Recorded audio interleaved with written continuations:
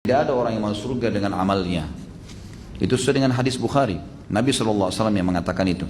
Tidak ada seorang pun di antara kita yang masuk dalam surga dengan amalnya. Maka kata para sahabat, Anda juga ya Rasulullah? Kata Nabi SAW, saya juga.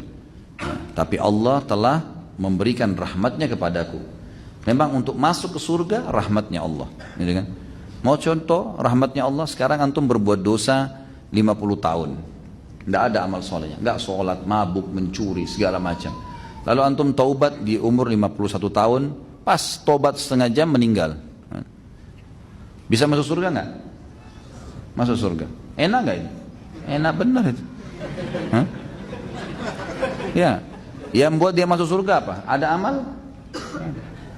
Rahmatnya Allah SWT, gitu kan? Antum juga biar beramal 50 tahun. Ya. Tahun 51 meninggal dunia. Apa jaminannya amalan antum ikhlas, tulus, khusyuk? Ada jaminan? Selama ini menghayal terus kalau sholat? Rahmat Allah itu. Orang umur 60 tahun. 15 tahun pertama, anggaplah 12 tahun, 13 tahun. Di Indonesia mungkin agak telat. Orang balik mungkin sekitar 14 tahun. Gitu kan? Anggap 14-15 tahun antum balik. Berarti kalau umur antum 60 tahun, 15 tahun sudah habis untuk masa anak-anak. Kemudian dipakai tidur 8 jam per hari. Kalau kali 60 dikurangi jumlah 24 jam per hari, kurang lebih 20 tahun antum habiskan untuk tidur. Berarti dari 40 tahun tadi, maaf, 60 jadi 45. 45 dikurangi 20, sisa 25. Waktu bekerja 8 jam per hari, habis lagi 20 tahun untuk bekerja. Sisa berapa umur antum untuk sholat malam, untuk ibadah, ya?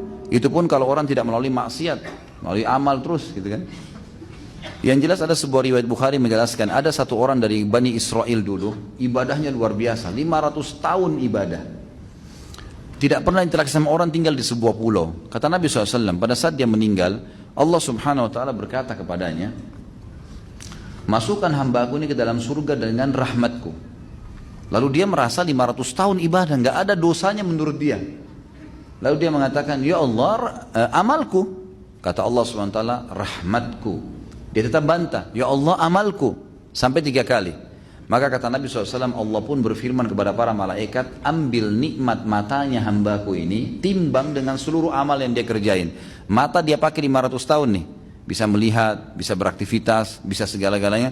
Itu timbang nikmat mata yang saya kasih dengan amalnya dia yang dia kerjain 500 tahun. Waktu ditimbang ternyata nikmat mata saya sudah ngalahin seluruh amalnya.